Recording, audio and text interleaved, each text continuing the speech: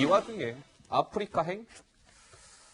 뭐 지금 최근에 사실 뭐 모든 언론에서 가장 중점적으로 다뤄지고 있는 뉴스는 일본의 경제 보복으로 인한 한일 간의 갈등 격화, 뭐 이 뉴스라고 할 수 있겠죠. 자, 김민지 기자. 그런데 강경화 외교부 장관이 일단 어디를 간 모양입니다. 네, 어젯밤 출국을 했는데요. 아프리카 3개국을 6박 7일간 방문한다, 이런 일정입니다. 강경화 외교부 장관을 향해서는 야당에서 비판이 끊이지 않고 있는데요. 왜냐하면 지금 일본의 수출 규제로 인해서 좀 현 상황이 엄중한데 이 와중에 아프리카를 가는 게 말이 되느냐, 뭐 이런 주장입니다. 야당의 목소리 한번 들어보시죠. 이낙연 총리 순방 취소하십시오. 강경화 장관 당장 귀국하십시오. 해외 순방 다닐 때입니까? 일본의 동상보복 조치 위기를 극복할 의지가 없다고밖에 볼 수 없습니다. 일본 문제만큼 지금 심각한 나라가 있습니까? 가려면 일본을 가야 왜 아프리카를 갑니까? 한일 간의 이런 무역 분쟁으로 국민들이 정말 중리산이하는 이런 위기 상황에서 강경화 장관은 상당하게 아프리카 순방을 자, 한간 해외 순방 아니냐, 이제 이런 비판인 것인데요. 뭐, 이낙연 국무총리 얘기는 잠시 후에 나눠볼 테고, 우선, 강경화 외교부 장관이 김민지 기자 설명대로 어제 이제 출국을 했습니다. 6박 7일 일정으로 어제부터 이제 16일까지 아프리카 3개국 순방에 나섰어요. 에티오피아, 가나, 남아프리카 공화국, 이렇게 3개 나라를 다녀옵니다. 자, 일본 문제 때문에 시끄러운 이 상황에서 주무장관이라고 할 수 있는 외교부 장관이 아프리카 순방에 나선 게 적절하냐, 이런 논란인데, 우선 이준석 의원은 어떻게 생각하십니까? 아니, 일정이라는 것이 아무리 일찍 잡혔다 해도 분명히 조정이 가능한 것이고, 예. 뭐 대리로 보낼 수 있는 사람도 있는 것인데 이렇게 꼭 강행했어야 되느냐. 우리가 뭐 지인들과 약속을 잡고 하는 것을 오래전부터 할 수 있지만은 갑자기 어머니가 아프시다 그러면은 당연히 양해가 되는 것이고 일정 조정하는 게 인지상정이거든요. 예. 근데 지금 뭐 그 정도의 심각한 위기 상황으로 받아들이지 않았기 때문에 저런 일이 발생하는 겁니다. 그러니까 일본과의 무역 분쟁이라든지 이런 것들이 저는 굉장히 국민들 입장에서 우려스러운 상황이고 지금 강경화 장관한테 계속 지적이 들어가는 부분이 저분이 4강 외교에 대해 가지고 경험이 많냐에 대한 부분이에요. 이번에 문재인 정부가 군에서는 육사 출신 인사들 홀대하는 것으로 뭐 이게 기조를 잡았었고 외교부에 있는 우리의 핵심 외교란이었던 뭐 북미나 아니면 일본 담당하는 사람들 이 지금 핵심 라인에 밀려나 있는 거 아니냐 이런 지적이 계속 나오고 있는데 강경화 장관은 원래 UN 기구에서 활동했던 사람입니다. 네. 근데 UN이란 것의 특징이 뭐냐면요. 유엔은 모든 국가가 거의 평등하게 대우받기 때문에 사실 아프리카나 아니면 제3세계에 대한 대우가 좋은 편입니다. 예. 그렇기 때문에 아프리카 출신의 사무총장이 나오기도 하고 여러 가지 그런 외교의 틀이 그러니까 그 일반적인 4강 외교랑 다른 틀이거든요. 그러니까 그에 입각해가지고 지금 강경화 장관이 저 일정이 지금의 일본과의 무역 분쟁보다 더 중한 일정이라고 생각한다고 한다면은 이거는 지금 국민 정서와 맞지 않다.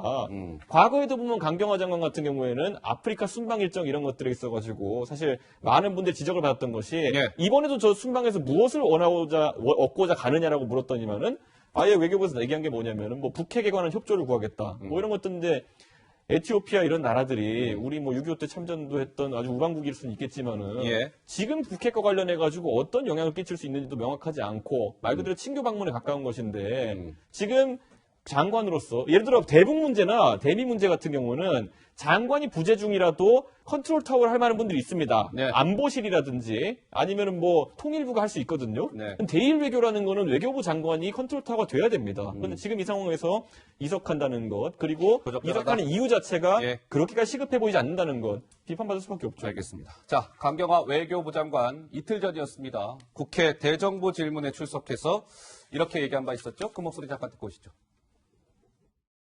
지금의 한일 관계는 해방 이후에 최악의 관계가라고 해도 과언이 아닐 것 같습니다. 한일 관계가 이러한 상황에까지 오게 된 가장 핵심적인 이유가 무엇이라고 생각하십니까? 네, 한일 관계가 매우 어려운 상황이라 하는 데에 대해서 우리 외교부로서도 그 공감을 하고 있습니다. 1차적으로 총리실 산하의 TF를 만들어서 외교부도 거기에 참여를 하고 있고 일본과의 그런 협의에 대해서는 물론 외교부가 주도를 하고 있습니다. 자, 강경화 외교부 장관은 외교부가 주도를 해서 지금 일본과 협의하고 있다 이렇게 얘기했는데 정작 장관은 지금 아프리카 이제 출장길에 나섰다 이런 비판의 직면에 있는 건데요. 외교부에서는 약 2달 전부터 이 아프리카 순방 일정이 추진됐던 사안이다. 대일 외교 중요한 시점이긴 하나 그렇다고 여기에만 매일 수 없는 상황 아니겠느냐라는 게 외교부의 설명입니다. 우리 김 원장께서는 이 강경화 장관의 아프리카 핵 논란 좀 어떻게 바라보고 계세요? 지금 강경화 장관이 아프리카에 순방하는 것을 갖고 네. 비판하시는 소리가 있는데 일리가 있는 것처럼 보이지만 저는 하나만 알고 둘은 모르는 얘기다. 하나만 알고 둘은 모르는 얘기다. 왜냐하면 첫째는 결국 일본이 원하는 게 뭡니까? 아베가 원하는 것은 정치 이슈를 만들어서 자기네 프레임으로 끌고 가고 싶은 거거든요. 그 프레임으로 끌고 가는 건 뭐냐? 결국 일본이 갖고 있는 많은 지금 약점과 한계가 있는데 예. 그것에 대해서 한반도 평화에 한편으로는 개입하고 싶고 트럼프 대통령이 일본을 계속 패싱하니까 그거에 대해서 지금 불만을 표시하고 싶고 사실 그런 거거든요. 네. 그리고 경제 문제를 명분으로 내세웠지만 그건 가짜 명분일 뿐이고 실제는 지금 우리가 도저히 받아들일 수 없는 강제징용 판결에 대한 대법원 판결에 대해서 시비를 거는 거란 말입니다. 네. 그것에 대해서 왜 우리가 일일이 말려서 일본의 그 프레임대로 돌아가야 됩니까? 게다가 그 아프리카 외교가 왜 한가한 외교입니까?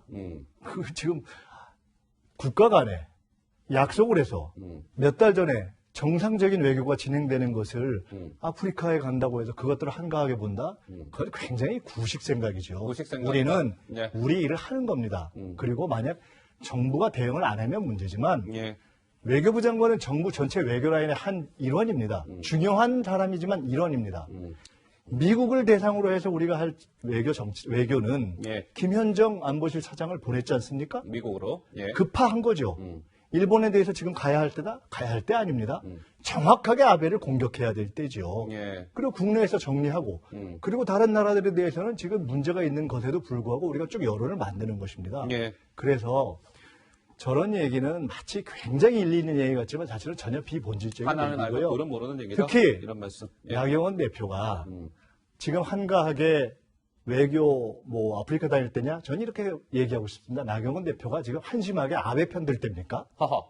문제는 본질적인 문제를 봐야죠. 왜 절차상의 비본질적인 문제를 갖고 지금 대응합니까? 예. 아베가 잘못한 것이고 일본이 잘못한 것이면 예. 야당은 일본과 아베 정권의 의도를 공격해야지. 예. 그래 우리 외교부 장관이 정상 외교하는 걸 시비를 건다? 아니, 초당 외교의 기본도 모르는 이런 비판은 어느 나라에서도 안 합니다. 창피한 줄 알아야죠. 알겠습니다. 혹시 뭐 두 분 중에 반론하실 분 계세요? 아니 근데 사실 지금 네. 상황에서 저는 우리 정부가 결국 외교적 노력을 하겠다는 천명을 했거든요. 네. 그러니까 양자의 외교를 하겠다는 취지로 이야기했는데 그 수장이 누군지도 좀 명확하지 않은 상황이고 누굴 중심으로 어떤 준비를 하고 있는지도 명확하지 않은 상황입니다. 지금 보면은 예. 지금 과연 이게 지금 정부와 여당 내에 G1파로 거론되는 사람들이 과연 누가 있는지 그 열거도 지금 안 되고 있는 상황이거든요. 저는 그렇다면은 지금 상황에서 아까 강경화 장관 본인이 이야기했어요. 외교부 컨트롤 타워라 그러면은 그것에 대한 계획을 국민에게 보고하는 것이 우선이지. 예. 지금 당장 아프리카 같은 경우에는 가면은 통신 상황도 원활하지 않고 아하. 또 사실 기자들이 같이 취재할 수도 없는 상황인데 제1 외교가 어떻게 돌아가는지 컨트롤 타워에게 물어볼 수 있는 것도 아니지 않습니까? 예. 저는 그렇기 때문에 지금 상황에서 아까 말했듯이 대통령께서 뭐 예를 들어 해외 순방 일정을 잡으셨다. 그러면 그 정도는 상대국에 대한 예의도 있는 것이겠지만은 장관급 외교에 있어가지고는 충분히 국내 사정에 의해 가지고 일정을 변경할 수 있는 거고 양해를 구할 수도 있는 것인데 네. 저는 단순히 이것이 위기감 자체가 국민들이 느끼는 것과 지금 온도차가 있다는 것을 방증하는 것이라 봅니다. 알겠습니다. 대한민국 외교를 이끌어가는 수장은 대통령입니다. 예. 아베가 수장이 돼서 건 전쟁, 전 근거 없는 싸움에 대해서 대응하는 수장은 대통령입니다. 네. 대통령이 원칙을 갖고 대응 방향을 천명했고, 그리고 그에 대해서 김현정 차장을 급파한 겁니다. 예. 미국에는. 그리고 일본에 대해서는 우리가 WTO에 제소할 건 제소할 준비를 하고 있습니다. 여당에서는 오늘 경제보복에 대한 대책특위를 만들어서 정확하게 비판할 건 비판하고 경제적인 대책을 할 건 하고 있습니다. 예. 장관은 외교를 하는 거죠. 왜 우리가 일본 프레임에 말려갑니까? 알겠습니다. 예. 박 의원님 뭐 말씀 잠깐 듣고 좀 더 진행을 할까요? 예. 말씀하시죠. 강경화 외교부 장관이 아프리카 가도 이 한일 대일 관계는 전혀 풀리지 안 갔어도 안 풀려요. 그러니까 할 일이 없는 거예요. 아무 생각 없는 거죠. 아. 그러니까 이 강경화 외교부 장관이 취임한 이후에 일어난 여러 가지 외교적인 난맥상 우리가 잘 알지 않습니까? 예. 그러니까 아프리카 가도 이 대일 관계를 풀 수 있는 장본인이 아니기 때문에 아무 지장이 없습니다. 그리고 아무 생각 없이 가는 거예요. 지금 한일 관계라는 게 1998년도에 DJ 오부치의 합의 그것만 지키고 그 이후에 오늘 외교적인 어떤 대일 징용 문제라든가 이런 것들을 국내에서 국내 정치용으로 네. 문재인 정권의 이념용으로만 풀지 않았으면은 기업인들이 당장 지금 이게 고통을 겪는데 우리 정부가 하고 있는 일이라는 게 대기업 총수 불러다가 사진이나 찍고 또 야당에다가 5당 대표 회담 제의하고 이게 무슨 본질입니까? 외교부의 과장회의부터 시작해서 외교통상부의 어떤 여러 가지 절차들이 진행되고 예. 그리고 결국은 문재인 아베의 정상회담을 풀어낼 것을 지난번 G20에서 소중한 기회를 놓치지 않았습니까? 이런 상황에서 외교부 장관이 할 일이 없으니까 아프리카 간 겁니다. 알겠습니다. 자, 뭐 저희가 오늘 토론해야 될 주제가 많으니까요. 자, 그렇다면 강경화 외교부 장관의 아프리카 행은 지금 들으신 것처럼 뭐 여러 가지 이렇게 의견이 상반되는 의견이 지금 존재합니다. 그렇다면 이건 어떨까요?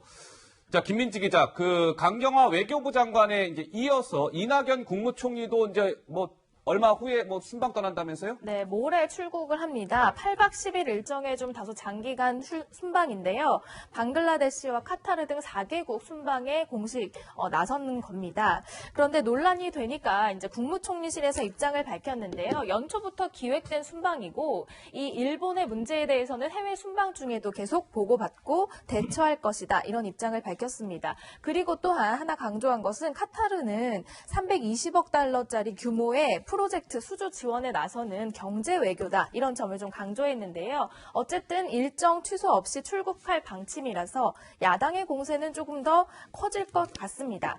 자, 이낙연 총리는 자칭타칭 일본통으로 알려져 있는데요. 대정부 질문 과정에서도 이낙연 총리의 지금 상황에서의 역할론이 강조가 된 바 있습니다. 대정부 질문의 장면 한번 보고 오시죠. 일본통이고 일본의 인적 네트워크가 많은 총리의 역할을 많이 기대하고 있습니다. 제가 30년 가까이 나름대로는 한일관계 개선을 위해서 노력해왔습니다만 이런 국면이 돼서 몹시 가슴 아프고 제 인생에 대해서도 많은 생각을 하게 됩니다. 그러나 한일관계 개선을 위한 저의 노력은 결코 포기할 수 없다 이 말씀을 드리겠습니다. 자, 이제 이렇게 좀 보면 이런 것 같아요. 이제 강경화 외교부 장관은 이제 어제 출국을 해서 16일까지 아프리카 3개국 이제 순방에 나서는 것이고, 이낙연 국무총리는 김민지 기자 설명대로 모레 출국을 해서 이제 8박 10일 일정으로 21일까지 방글라데시 등 중앙아시아 4개국 순방에 나서는 것이죠.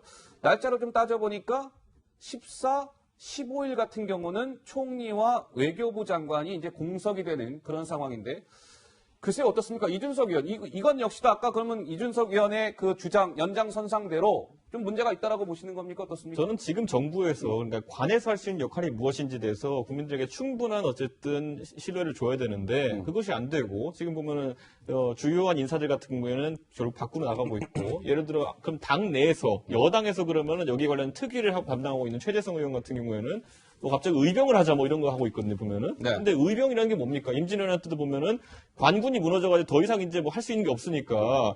광해군을 내세워가지고 의병을 모아라 이랬던 거 아닙니까? 네. 그러니까 국민들 입장에서는 아니 정부가 뭘 해보다가 역부족이라 가지고 국민들에게 뭘 이렇게 도움을 요청하는 거면은 모르겠는데 시작부터 무슨 의병으로 하자 이거는 제 생각에 감정적인 대응을 하자고 애초에 천명하는 것이거든요 정부가. 네. 그렇기 때문에 이 부분이 상당히 아쉽고 그러다 보니까 거기에 대비되어가지고 상당히 합리적으로 자료를 찾아가지고 일본의 무리한 요구에 대해서 반박한 하태경 의원 같은 분들의 지금 노력이 오히려 야당 쪽에 빛나는 겁니다. 이 역할을 지금 하태경 의원실 가보면요. 의원 보좌진 9명이잖아요. 9명이 이런 자료 찾고 있는데 아까 열거되었던 외교부, 총리실 그리고 그 밑에 산하 기관들 이런 것들은요. 수백 수천 명의 인력을 갖고 있으면서도 하태경 의원실에서 2명이 찾은 자료를 왜 못 찾았냐는 겁니다. 그러니까 저는 이런 부분에 있어가지고 정부가 감정적이고 정치적인 대응만 할 것이 아니라 이런 논리적인 대응을 했으면 하는 그런 국민들의 마음에 아직까지 화답하지 못하고 있는 겁니다. 바로 이어서 그럼 이 얘기 좀 해보겠습니다. 이준석 의원이 지금 이제 하태경 바른미래당 최고위원 얘기를 했는데 오늘 하태경 바른미래당 최고위원이요 기자들한테 아침에 뭐 긴급하게 문자를 뿌렸어요. 긴급 브리핑을 하겠다. 일본이 무언가 지금 잘못한 것 같다. 그 내용을 공개하겠다. 브리핑 공지를 했는데요. 하태경 바른미래당 최고위원 오늘 국회 정론관에서 이렇게 주장했습니다. 듣고 오시죠. 북한에 불화수소를 수출한 나라는 한국이 아니라 일본이다 하는 일본 자료를 입수했습니다. 일본이 이제 전략물자 수출한 것 중에서는 북한의 핵 개발, 생화학무기 활용될 수 있는 전략물자들입니다. 이 자료에 보면 친절하게도 이렇게 설명도 해놨습니다. 불화수소산 및 불화나트륨은 화학, 생물 무기의 원재료 및 제조 설비 등의 수출 규제 대상이다. 살인의 원료가 되기도 한다. 자, 김민지 기자, 하태경 최고위원의 주장, 목소리를 듣기는 했습니다만 요약하자면 어떤 겁니까? 그러니까 일본이 지금 일본이 경제 보복을 하는 이 과정에서 일본은 뭔가 자꾸 우리나라에 대해서 문제점을 제기하고 있거든요. 그 중에 하나가 우리가 북한에 어떤 이런 것들을 수출하고 있다라는 점을 내세우고 방송도 하고 여론전을 펼치고 있습니다. 여기에 대해서 반박하는 이제 하태경 의원의 기자회견의 내용은 오히려 북한에 그런 거를 수출한 나라는 우리가 아니라 일본이다라고 하면서 전략물자를 북한에 밀수출했던 사실을 공개한 겁니다. 자, 연장선상에서 아까 이준석 의원은 바로 지금 하태경 최고위원의 저러한 역할을 사실은 어떻게 보면 정부가 해야 될 일인데 정부가 아닌 오히려 야당의 한 국회의원이 나서서 하는 저 모습이 좀 낯설다. 이런 말씀을 아까 잠깐 했는데요. 우리 박종희 의원 말씀하시겠습니까? 네, 일본은 지금 우리나라의 그 무역 경제 제재라든가 이것을 WTO에 제소하지 않을 정도로다가 정교하게 이 화이트리스트를 발표하면서 했어요.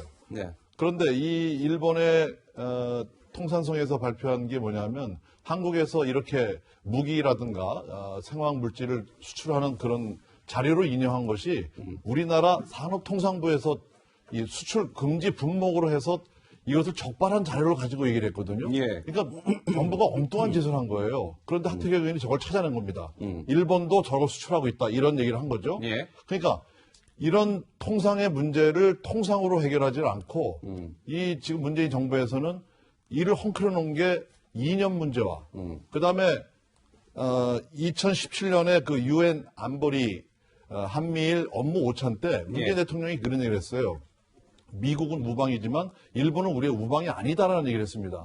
그 이후에 정신대 위안부 문제하고 그다음에 강제징용 문제 배상 판결 이게 진행이 되면서 일본에서는 경제 제재를 준비하겠다 하고 착착 준비를 했습니다. 네. 그래서 지난번에 김상조 청와대 정책실장이 롱리스트가 있다고 그러지 않았습니까? 네. 그렇게 와서 체감부터 시작해서 착착 진행되는 이 과정을 우리 정부는 눈치를 못하고 있다가 지금에 와서 아까 이준석 의원 얘기한 것처럼 무슨 의병을 일으키는 동, 네. 대기업 총수를 불러서 밥을 먹고 사진을 찍는 동, 이런 국내 정치용으로 지금 이걸 이용하고 있는 거예요. 예. 그러니까 제가 답답하다는 얘기입니다. 예, 알겠습니다. 자, 김 원장 한 말씀 하시겠습니까? 하태경 의원 같은 의원이 야당 전체 의원들이면 좋겠다. 저는 그런 대한민국이 정상적인 대한민국이고 정상적인 대한민국 야당이다 이렇게 봅니다. 예. 문제는 현재 대한민국 야당이 적어도 이런 초당적으로 대처해야 될 일본이 헛소리를 하고 근거 없는 주장으로 한국이 대북 전략물자 유출을 하고 있기 때문에 우리가 경제보복을 하고 있는 것이다라고 얘기하면 틀렸다라고 하는 얘기를 지금 정부와 여당이 하고 있고 국민들 대부분이 그렇게 보고 있는데 야당에서는 그 얘기를 지금 하태경 의원 혼자 하고 나머지는 다 딴소리 하는 거거든요. 예. 솔직해야죠. 하태경 의원 같이 다 하십시오. 아하. 저희 박수 칩니다. 네. 그런데 왜 이 상황에서 비본질적으로 순방을 가느니 마느니 이런 얘기를 그런 거 하면서 갖고 시비 걸지 말아라. 본질적으로 예. 지금 사실은 나경원 의원이나 또는 자유한국당의 대다수가 하고 싶은 솔직한 얘기는 이거 아닙니까? 왜 아베 말대로 안 해주냐? 왜 강제징용 판결 박근혜 때 했던 것처럼 대법원 판결을 일본이 원하는 대로 안 바꿔주냐? 어떻게 바꿔줍니까? 상권 분립이 있는데 그걸 갖고 아베가 잘못한 거 갖고 왜 대한민국 문재인 정부를 탓합니까? 그런 근본적인 문제에 대해서 잘못된 생각을 갖고 있는 사실상 친일파가 다시 살아난 것 같은 그러한 정치 주장을 하면서 무슨 순방을 가느니 마느니 전혀 비본질적인 얘기죠. 하태경 의원이 적어도 저런 문제 하듯이 저런 초당 대처하는 게 기본이거든요. 예. 아까 이낙연 총리 얘기도 했지만 저도 개인적으로 지금 고노 외상, 일본의 고노 외상과 20년 친구입니다. 아하. 지난 1년 동안에 고노 외상과 일본에 가서 식사를 1시간 이상 1대1로 한 게 유일하다고 기사에 난 적도 있습니다. 예. 충분히 본심을 이야기하면서 다른 입장도 있지만 얘기하면서 풀자 늘 얘기합니다. 그러나 지금 저라면 저는 일본이 보통 우리가 생각하는 것보다 훨씬 중요하고 센 나라라고 봅니다. 네. 그러나 지금은 일본과 아베 정권의 아주 음흉한 의도를 단호하게 공격해야 될 때인데 예. 어느 나라나 이럴 때는 초당적으로 뭉칩니다. 근데 지금 이 나라의 야당만 아베 편을 들고 어쩌자는 겁니까? 알겠습니다. 저는 그 얘기 들으면서 예. 참 뭐라 그럴까 이 정부 여당의 집권 여당의 무능함을 또다시 야당 탓으로 돌리는 그런 걸로 저는 이해가 됩니다. 예. 전혀 그렇지 않죠. 지금 문제가 생겨서 풀어야 되는 것은 일본과의 당장의 경제 제재를 풀어야 되는 문제예요. 여기에 야당이 비판할 수 있고 언론도 비판할 수 있습니다. 물론 국익으로 함께 갈 수도 있습니다. 그런데 본질은 아까 제가 계속 말씀드렸습니다만 강제징용 배상 문제로부터 시작된 문제들 또 지금 북핵 문제라든가 한미 공조 또 그 가운데서 일본이 뭐 이간질 시키려는 문제도 있어요. 그렇지만 지금 여기까지 온 사태에 대해서 정부에서 과연 이 경보음을 몇 달 전에 내렸느냐. 몇 달 전에는 내려줘야 기업이 대처를 하든가 하지 않습니까? 알겠습니다. 그런데 그런 부분에 대해서 야당에다가 책임 전가하는 것은 저는 그 본질은 맞지 않다고 생각합니다. 바로 그런 본질적인 강제징용 문제라든가 이런 것들을 뒤집고 네. 한반도 평화 구도에 대해서 패싱당하는 일본의 처지를 뒤집고 알겠습니다. 싶어서 지금 미국의 시비를 거는 겁니다. 한국의 시비를 거는 것이고 그러면 그 본질을 공격하고 그것에 같이 나서야 되는데 예. 경제가 표면적인 이유라고 해서 거기에 야당이 아베 편을 든다? 당연히 비판을 아베 해야 편을 되죠. 누가 듭니까? 제가 중재에 나서겠습니다. 오늘 이 내용은 여기까지 토론을 하시죠. 예. 지금 시간도 좀 제한이 돼 있고 하니까요. 일본 문제는 저희가 앞으로도 뭐 시간을 두고 토론해야 될 일이 많이 있을 것 같으니 오늘은 여기까지 말씀을 좀 나누는 게 좋을 것 같습니다.